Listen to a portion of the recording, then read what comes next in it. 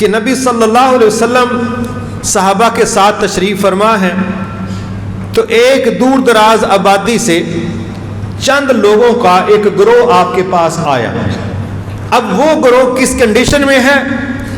پھٹے پرانے ان کے معمولی سے کپڑے، ایسے ہی لگتا تھا جیسے ان کے پاس کچھ ہے ہی نہیں، بھوک سے نڈال، اور بھوک پتہ نہیں کب کی تھی. جسم کے اندر جو کمزوری اور نکاہت ہے وہ صاف نظر آ رہی تھی کہ یہ لوگ نارمل معاشی حالت میں نہیں ہیں.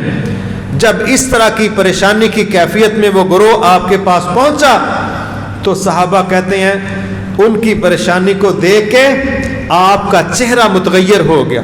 آپ شدید پریشان ہو گئے کہ یہ لوگ کس قدر تکلیف کے اندر اور پریشانی کے اندر ہیں. ہمارا فرض بنتا ہے کہ ہم ان کی مدد کریں. آپ نے فوری طور پہ صحابہ کو کہا صحابہ جاؤ اپنے گھروں سے ان لوگوں کی مدد کے لیے کچھ لے کے آؤ. تو صحابہ کہتے ہیں پہلی دفعہ جب آپ نے کہا تو کوئی بھی اٹھ کے نہیں گیا، پتہ نہیں کیا سوچ رہے ہوں گے. آپ نے دوبارہ کہا کہ جاؤ ان کے لیے کچھ لے کے آؤ.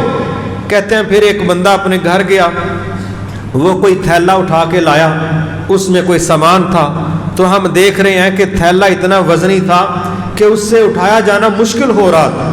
جب وہ بندہ سامان لے کے وہاں پہنچا بس اس کے بعد باقی لوگوں نے دوڑیں لگا دی اور اپنے گھروں میں جانے لگے، اور جو کوئی لا سکتا تھا وہ پھر اپنے گھروں سے لے کے آیا، حتیٰ کہ سامان کا ڈھیر لگ گیا اور آپ کا چہرہ خوشی کے ساتھ اب چمکنے لگا. میرے محترم بھائیوں، کیا اپنے تکلیف والے بھائیوں کو دیکھ کے ہمارے بھی چہرے تبدیل ہوتے ہیں؟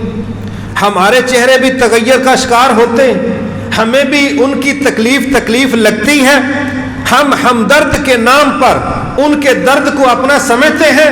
اگر سمجھتے ہیں تو یہ نبوی رویہ ہے، مبارک ہو. اگر نہیں سمجھتے تو ہم نبوی رویے پر نہیں.